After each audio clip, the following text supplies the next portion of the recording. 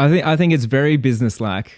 I think it's very business-like. That's the opposite to what I think business is. I think the more transparent you are in business, the more that you can tell stories and connect with people, the more people are going to love what you do. They see the desire, and your business is going to skyrocket.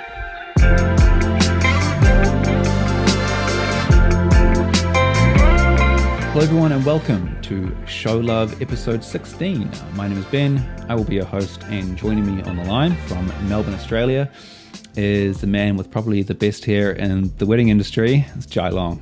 Jai, thanks for joining me, man. Of course, Ben, thank you for having me. Dude, I am very, very excited to have you on the show, and basically, look, we're talking about the Rona today. We're talking about the hashtag virus life, how it's affecting the wedding industry, and hopefully gaining some insight from you and some advice on how we can potentially diversify our business, maximize the bookings that we do get. And because like you have a quite established career now as an educator, for wedding photographers, and you advocate for a lot of things like upselling and using psychology to anchor your pricing and stuff. There's some stuff that is quite photographer-centric around albums, and I'm hoping that today we can sort of expand on those ideas and broaden them to hopefully include videographers in the conversation and how we can adapt our businesses and upsell things and things like that. But I guess, would you mind starting us off just to give us a bit of context on your background with photography and mentoring? Yeah, man. So I came into the photography space in 2013, and before that I was an electrician, and I had a cafe, and I did a whole bunch of other things.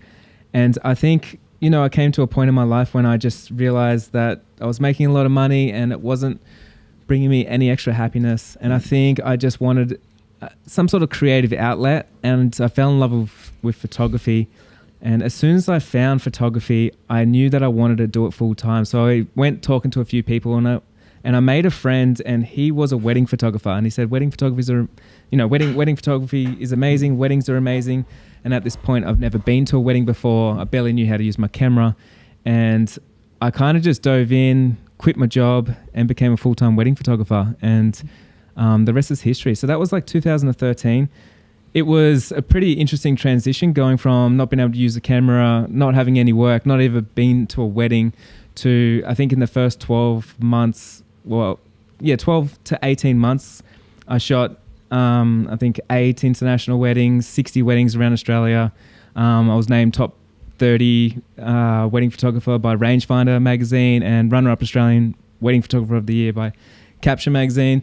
So I did a lot of things, got some sponsors. I ran my first workshop in 2015, and I think it's just been a bit of a whirlwind for my career since then. Yeah. So that's how the photography thing came around. Yeah, nice. It's obviously you found your thing and it clicked really quick. That's obviously quite a steep progression, steeper than most people's. Yeah. What about mentoring landed in particular for you? Like, what about, obviously, so 2 years after you started your first workshop. Was that always the goal? Was mentoring and education always something that you were passionate about? No, not really. So I'm more passionate about business. And one thing is, like in the business world with educators, there's this thing called a shovel educator. And that's basically, the reason why someone would say that is because back in the day, when there was big gold rushes, the people that made all the money were the people selling the shovels to the people trying to get the gold.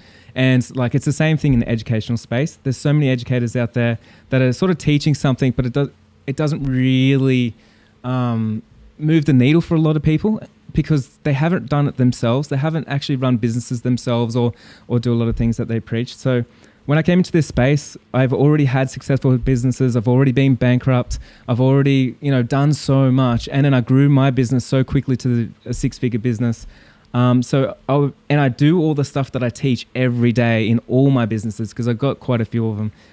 So I'm always like on the ground actually doing this stuff. And when I've seen creatives really struggling, one thing that people don't realize, like good videography and good photography doesn't correlate with getting the most money, getting the most bookings, having the best opportunities, all that kind of stuff. It really does come down to, your wealth of knowledge behind marketing, systems, psychology, like all that kind of stuff. So it's interesting because my favorite videographers and photographers, they're not the most in demand. You know, people don't desire their stuff the most, and it's because they don't create the systems around. They haven't been educated around that kind of stuff.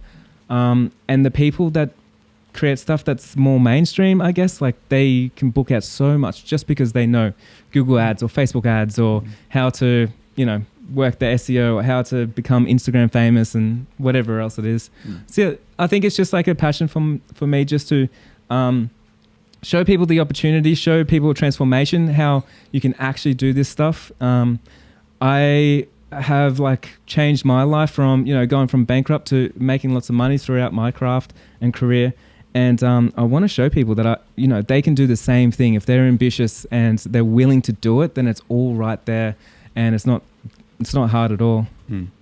Totally, man. I mean, that's one of the reasons I started this podcast, because I realized that I was lacking in those kinds of areas, and I wanted to have discussions like this around, I guess, the beyond the thing you're selling. You know, I was stoked with like I can make a great film, I can stand behind it, but it's all that other stuff, all that supporting stuff, the marketing and all that kind of more business savvy knowledge that I was lacking in. So it's the longer you're in the game, the longer you realize that stuff is so important to growing a sustainable and long-term business. I guess to kind of like ground the conversation ahead in some context, I want to kind of have a little mini discussion with you around what we've seen overseas in the wedding industry and how COVID's affected, because the Northern Hemisphere is kind of like right in the middle of their summer wedding season. We're looking at what weddings in America and Europe look like now in kind of full-blown COVID. And so is there anything that you've seen overseas that maybe photographers are doing, how they're dealing with these kinds of weddings with, you know, guests wearing masks and weddings with social distancing? And is there anything that you've sort of seen overseas and going, okay, Australian, New Zealand summer is ahead, what can we potentially expect? It's interesting. I don't think I have really... I really don't check out photographers and videographers, especially overseas. So it's hard for me to see what they're doing over there. I guess because I'm so like focused on what I'm doing and coming up with ideas for what we can do in our current market where we are, our own restrictions. Because for example, like in America, it's pretty much all systems go. People can go do whatever, even though they've got the highest death rate, they've got the highest everything. Where like yourself, like in Auckland, in Melbourne right now, like at the current time, like we're in lockdown. And so that's like totally different. Yeah. I do know for sure more people are going to have people zooming in. And I think as videographers, like if you want to make some money right now, like the thing to be doing is learning how to use these little things like CamLink and stuff like that. Educating your clients that you can have your friends and family throw a party at home at your wedding, and they can use the projector and the videographer is going to stream live, you know, epic sound, epic quality video off the wedding or something like that. I think if you educated your clients right now with that kind of stuff, you had blog posts about it, everything you did, you pivoted towards that, I think you would book out so much because you're the only person in the know and the only person actually stepping up and is relevant at that time. I've offered like stuff like that with my own photography business. As soon as this happened, we went out and bought a whole bunch of these because I just started going online with everything. It just, you know, it didn't stop everything like it has for a lot of people. It was kind of like, how can you quickly change the way that everything works, I guess. So yeah, you need to think on your feet for sure. Yeah, I think that's really interesting because I literally did the same thing. I went online and like ordered a bunch of cam links, and it took like 8 weeks to arrive. But like I was the same as you. I was like, order the cam links immediately. Can you speak a little bit to just that mindset of pivoting around looking at what's out there, and it's kind of like that fight or flight response of going like, I'm gonna look at what's happening and either like shrink away and be scared, or I'm gonna like move into action mode and pivot and change and think differently. I think what people what I find fascinating is a lot of people don't really know business very well. And over the last couple of years, I know here in Australia, like the wedding industry has been booming, right? And we've been in quite a bit of a bubble. Like it's been like expanding. And so many new people are coming out in the market and they're just booking work, but they don't really know business. And it's really easy to mask the problems when the going's good. But when the going's tough, then you become vulnerable, your business becomes vulnerable, and it starts showing like where the weaknesses are in your business. And then that's when people start thinking like, shit, we need to change something. But if you're in business and you know business, you're literally pivoting all the time. So it's not something new. So when something like this comes, it's not a surprise, like if you know business. And in fact, like this is such not a surprise for me. The reason why I started going online in 2019 was because, and like doing education, was because I could see that we were in a giant bubble and everything was about to shift. And then COVID fast-tracked everything by like maybe 2 years. But you have to be pivoting all the time. Like it doesn't matter whether it's like a pandemic like right now, because that's business, right? You're in a ship and you need to be steering it around, you know, whatever's coming your way, which is always like different trends, different prices, a different photographer, more competition, less competition, different styles. Like there's so many different things to come our way to make our business really quickly irrelevant. It could be Google algorithms, it could be Instagram changes, it could be a platform, you know, disappears and you had a big following on it. Like there's so many things all the time. So the quicker you learn that you need to be pivoting all the time to stay relevant, when something like this comes, that's going to be your natural reaction because it's just another little speed hump that you need to get over kind of thing. Yeah. You mentioned earlier in the show that you have multiple businesses kind of on the go. And that in itself is a way to shore up, like you're saying, like if one sort of pillar of something crumbles, you've got support in other places. I guess what about, because there'll be a lot of creatives who feel comfortable in a very narrow lane. They're like, I'm a good photographer, I've got a good photography business, or I'm a good videographer, I've got a good videography business. And the thought of stretching out into all these other kind of avenues feels a bit scary or stressful. I guess, like, what would you say to somebody who would prefer to just stick with what they know, stick with this status quo? I think it comes down to creativity and where your passion lies. So, like with creativity, we find it in all different places. And I think, you know, as photographers, we find it usually in like, wedding photography, family photography, newborn photography, commercial photography, and we kind of like narrow, pigeonhole ourselves, and as videographers as well. But I think like the more creative, the more that you practice creativity, you find it in everything. You find it in business, you find it in creating a podcast, you find it in making a video. There's so many different avenues that you can be creative. So it's no longer the wedding photography thing that's creative. So I wouldn't say for me, like when someone says that I'm a wedding photographer, I'm like, yeah, that is something that I do, but it's not really me. Like, you know, I do so many different things and I love doing it, but I love just being creative. If you're creative with business, like business to me is one of the most creative things ever. It's like you're creating a new solution for a problem that you have. You're creating an amazing experience for your clients. You're brainstorming up different marketing ideas, how you can make videos, how you can do podcasts, how you can collab, how you can, like, the layers and layers on that is just as creative as spending a day with a couple and creating some magic with my camera and some light, you know, and whatever else. So I think like just follow your heart when it comes to that kind of stuff. Like you just seriously, like, I mean, why are you doing a podcast? It's like one of those things is like, why not? Like, why not get creative and have some fun and push ourselves, you know, so we're uncomfortable? Because I don't know about you, but when I first started shooting weddings, I was really nervous at every wedding. And now I shoot them all day long and they're perfect. Yeah. And it no longer pushes me. So I'm always trying to push myself that little bit more, like talking on a stage or talking on a podcast or doing something that pushes me, makes me really scared and really uncomfortable. Yeah, I like that mindset. The getting comfortable with being uncomfortable is really important. Because I'm totally the same as you, where the first wedding I shot was the first wedding I'd ever been to. I was super freaking out, but now I feel like, you know, shooting a wedding is second nature. And then same thing with the podcast. Like, I was super nervous to get in front of the camera. You know, you've been behind it the whole time, but getting comfortable with that uncomfortableness is it pushes you into places that you suddenly. It's like when you dip your toe in the water and it's freezing, but then once you get in, it's like, oh, this is great. I love this. Yeah, absolutely, totally. I guess to sort of pivot away from broader kind of business ideas now and into kind of some specifics on wedding photography season ahead. A lot of the discussions I've seen in some of the Facebook groups have been around postponements. And do you have any advice on, I guess, dealing with postponements from a business perspective on how to make it work for both the photographer, for the client?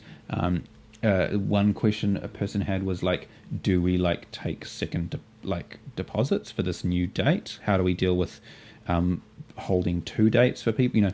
Is there any kind of advice that you have or practices that you're putting in place for your couples that are having to postpone or choosing to postpone?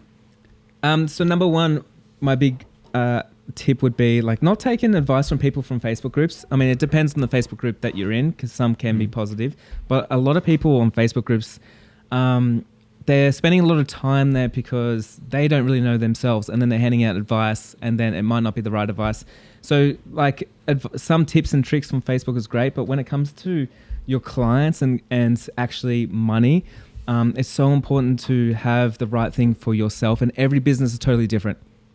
So I don't want to tell someone like right now saying, you should be not charging more or you should be charging double and things like that, because I just feel like those things is toxic for me to spread when it's a totally different situation. Yeah. I know for myself, like I don't charge, obviously, like as soon as this stuff happened, like you have to come down to like having empathy, right?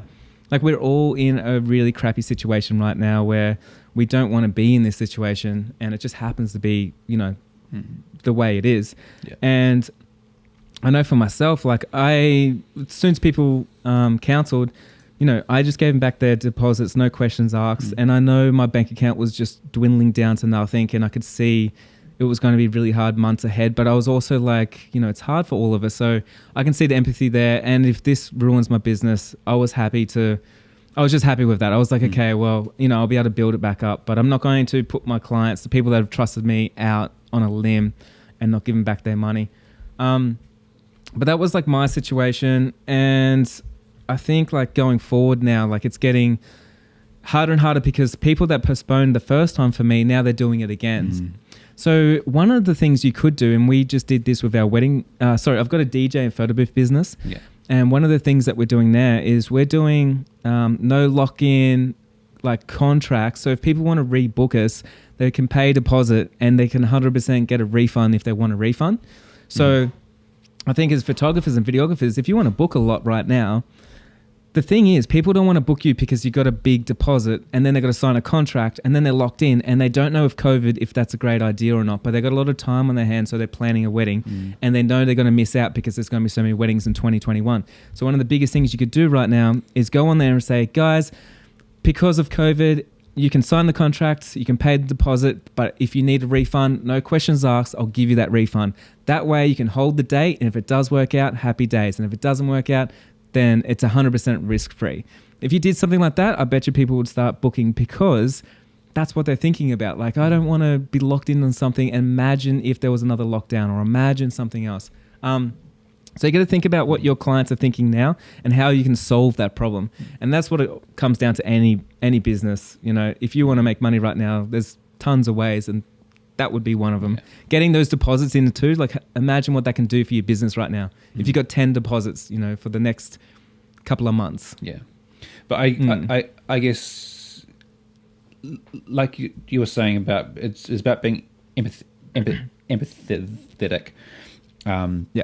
Thinking of the client's experience, and then thinking holistically about obviously you want those deposits for that cash flow, but being okay with having to give those deposits back at the same time, which is it's a scary prospect for people, and it's especially those who, like myself, who aren't like innately business savvy. That kind of the sort of a wave of anxiety like rolls over me when I think about giving back, thousands and thousands of dollars out of my bank account. Oh, totally. I get it. It's scary, man. It's scary. Well, I guess one of the things we have to remember is we need to look after our clients, but we need to look after our businesses as well. Because if our business is not here for next year for them to rebook, then we're only doing ourselves an injustice. So if you do, need to get a deposit back, like write that vulnerable, transparent email to your client and say, like, look, if I'm doing this, and to be honest, like, I won't be here next year, and then I won't be able to shoot your wedding, and I won't be able to provide my services to couples like yourself. Like, that's the reality of it. And I think that is like totally fair. They signed the contract, like, you're not obligated to give back that deposit, and so if that's what you need to do, like, that's the best way to approach it, I would say. But yeah, you need to look after yourself. You need to look after your business. Yeah, totally. Being transparent, it almost seems unbusinesslike to be that transparent. It almost seems to be. I think it's very businesslike. Yeah. I think it's very business. Like, that's the opposite to what I think business is. I think the more transparent you are in business, the more that you can tell stories and connect with people, the more people are going to love what you do. They see the desire, and your business is going to skyrocket. Yeah. I love that. Fantastic. Yeah. Let's talk about that scenario now of, say, we do get less bookings this season, so less weddings do get across the line. How can we maximize those weddings that do? I mean, you've got a whole course on upselling things like albums and stuff. So I kind of want to have a discussion sort of quite holistically about that, and how we can apply it to videography as well. Other aspects of photography, like you mentioned with the live streaming. So is there any sort of, I guess, sort of broad ways that you would suggest, making the most out of each wedding? Yeah, so I think it's not just for now, but I think it's always really important that we make the most from each wedding. Obviously, I guess it's called like ROI, so your return on investment, and your investment's always your time spent on Instagram and doing blog posts or podcasts, and your money and your energy and stuff like that. So to get the best ROI, like, it really does come down to having upsells and selling things. And people that don't upsell things, they're really doing an injustice, right, to their clients, because it's just like going to a shop, and then, it's your favorite shop, but they sell one shirt. Yeah. And then it's like, you love the shirt, but you feel like why can't I buy shoes here? Why can't I buy a watch? Why can't I buy something else? And then I don't have the power in that relationship, because I'm just being told to buy that one shirt, and I have to go elsewhere to find something else. And I think, like, as creatives, we see selling as a bad thing, but we actually do the opposite, and we push people away because we're no longer best serving our clients. Like, what do they actually want? What can we curate that they're going to love? What can we offer that's like on brand with what we have, that's top quality, and so on and so forth. And I think that's really important. And it can come down to, tangible things. It can come down to, like, if you're a videographer, like, I would really be brainstorming up what's something that you could create that's like going to bring so much more value and bring desire to your business, where it's like, whoa, like, I have to have that. And I'm sure, like, I know a lot of people just add in like drones or something like that, or maybe they do an engagement shoot and a day before. And I'm actually not quite sure exactly what all videographers offer, but I know that there's some really good stuff there that you could probably spend a couple of hours brainstorming. Yeah, and you probably got some ideas. Well, it's an area that because videography is a lot younger than photography. The whole format of wedding photography has been around for so much longer that all these kind of ideas around albums and stuff have had time to crystallize, and it's a lot more realized. All that kind of stuff with videography, it's very amorphous and blobby and weird, and no one's really, outside of a kind of 3 to 5 minute cinematic highlight film, that's kind of the one thing that's been like solidified of like, that's what wedding videography is. And people are doing totally. Because I mean, even you just saying that is interesting, because I know everyone has a 3 to 5 minute highlight reel, but like, I'm just thinking now, like, things you could do for the future is like, why not have $100 upsell where it's like 10 15-second epic little videos that are for Instagram, or like, you know, just like a couple of already cropped square 1 minute videos, one from highlights or one from the best friends or one where you can send, or there's so many like little things that you can use on different media nowadays, and people want to show off their stuff. Yeah. And sometimes when we get a Vimeo that's like 3 to 5 minutes and it's perfect for Facebook, but no one's on Facebook to see that anymore, it's like can be a little bit outdated as well. Yeah. And I guess like we have to be always thinking about what can we do to innovate that little bit more. Yeah.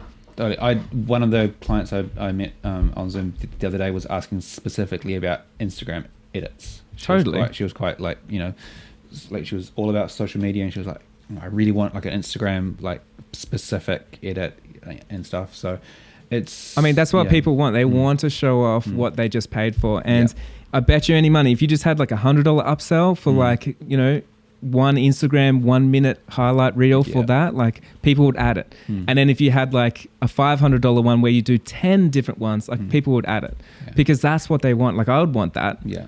You know? Totally. And it speaks to my like non-businessy thing that I want to just like add that in for free. I'm like, oh, well, I want to use like Instagram edits to promote myself, so I'll just cut it for free and give it to them. And you're just leaving you know, revenue on the table there.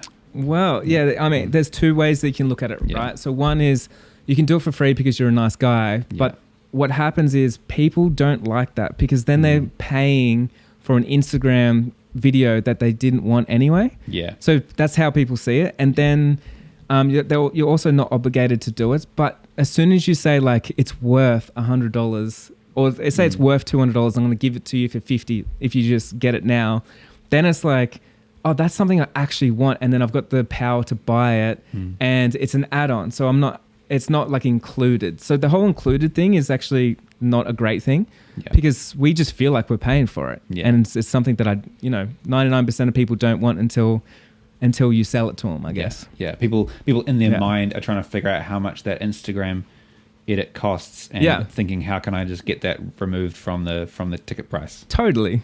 Yeah.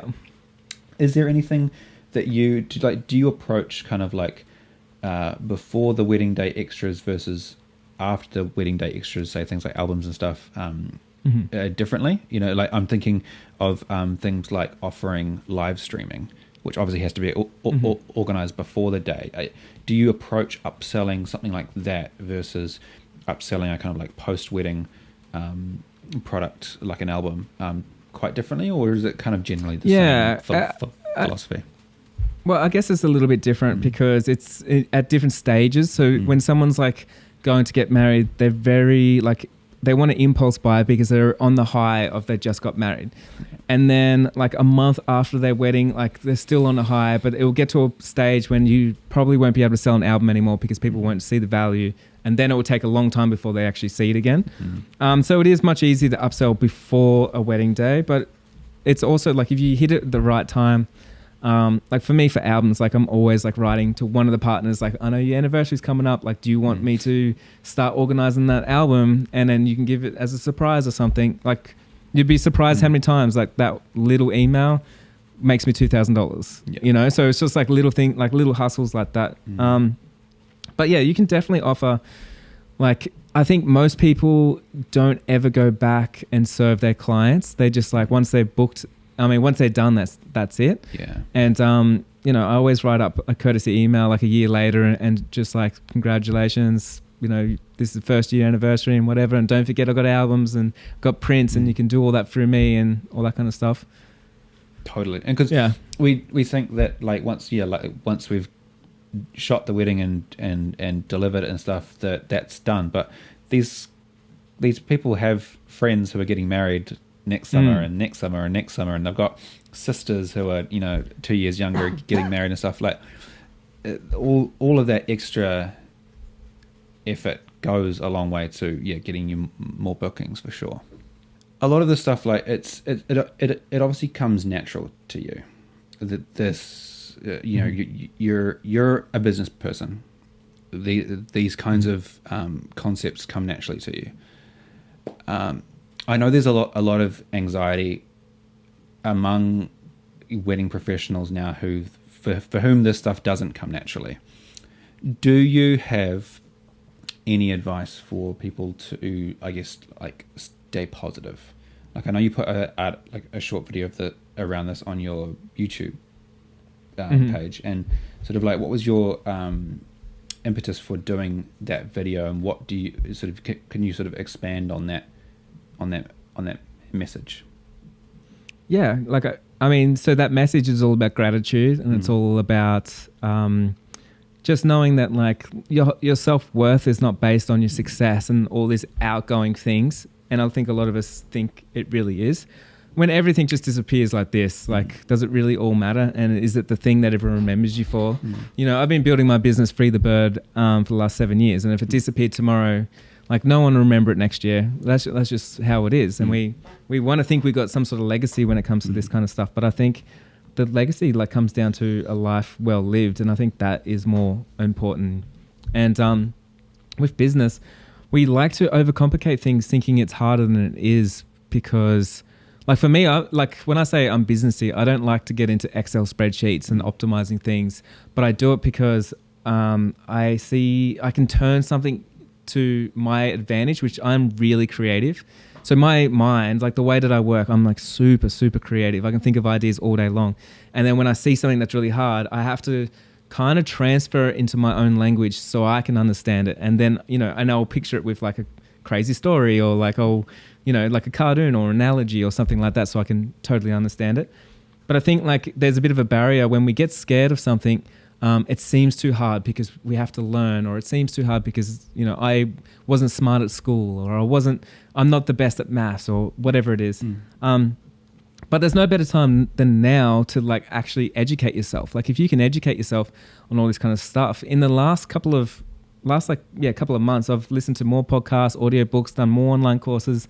You know, I do so much because like, and it just, I'm actually mind blown by having this time off of how much my mind's expanded and how many more opportunities are going to come my way because of that reason. I can identify more things, I can make more money, I can work less, and I can do all that because I decided to empower myself with a few, you know, systems and framework and things like that. If that makes sense. So I think like really empowering yourself, like listen to podcasts. And if you're listening to this podcast right now, like you're already doing it. So you're at, you know, step 1.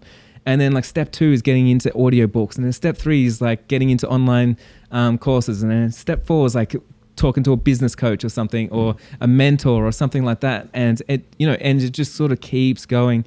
And take it from me, like I used to be so, you know, I wasn't great at school and I would never sign up to online courses and I never went to workshops. And the second that I just started investing in myself, it like changed everything for me. Yeah. Because I mean, yeah, just now, like, you know, the stuff that I know and I'm empowered to do is incredible during a time like this. Absolutely. I think that's a great point you mentioned there around just starting and not having to figure it all out at once.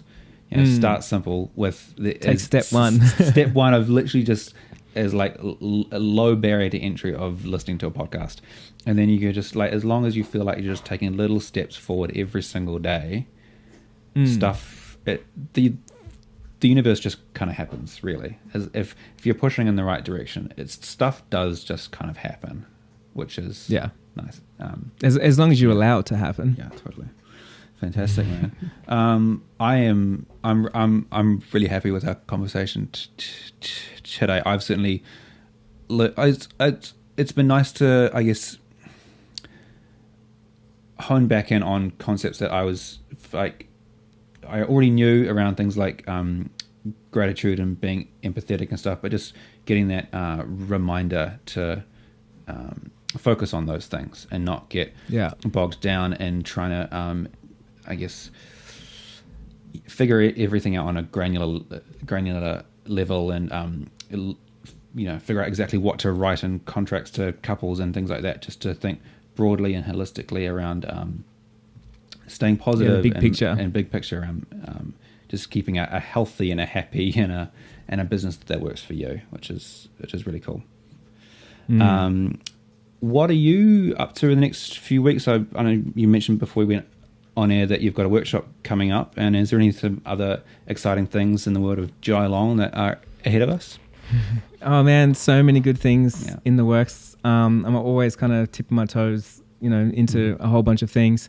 I'm doing some live workshops, which is really exciting. And I've actually done quite a few live workshops for videographers and photographers. Like I've got a lot of videographers that follow my stuff and they're inside my courses and stuff like that. And I work alongside them and I do mentoring and stuff like that for them. And I've been able to help so many people through this stage, which has been incredible because I feel like, leading up to this, so many people's businesses were already doing good and I could push them to another level, but they didn't see the results as what they see now, because now it seems like it's impossible to book. And when I'm proving to people that we can book more work than ever, my business is Free the Bird Photography has made more money from in the end of 2019 and in 2020 than it has throughout all the time. And I just inside my course, I've just screenshot, the whole accounts and everything. I'm so transparent with it all. And I show everybody, it's like, when people tell you stuff's impossible right now, this is, I'm proving to you, I'm the person that's proven to you that it is possible. This stuff is, if you are open, willing, you're looking after your clients, you are looking after yourself. Like you said, the universe is going to, once you decide to take that first step, the universe is going to look after you. So if anyone's listening and wants to listen, come over to a live workshop, follow me on Instagram. It's probably the best way, and you'll be able to keep up to date and see my stuff. Fantastic. Thanks, man. Yes, obviously we'll have links to Jai's Instagram and everything below in the show notes or in the description. And if you've got dates and more specific links, I'll pop those in the description below. Thank you very much, Jai, for your time and coming on the show. I really appreciate it. It's fantastic to meet you. Yeah, man. Thank you so much, Ben. It was really good to meet you. And thank you to all your audience that tuned in and listened. And I hope everything is okay for you guys. And if it's not, don't be scared to reach out and ask for help. There's so many people in the community. It doesn't cost money. I'm not talking about mentoring and stuff like that. I mean, if you just need help, just ask questions. I'm here, Ben's here. There's so many people. Look after yourself and look after the community. Right on. Fantastic, man. Alrighty. See you guys next time. Be kind and peace out.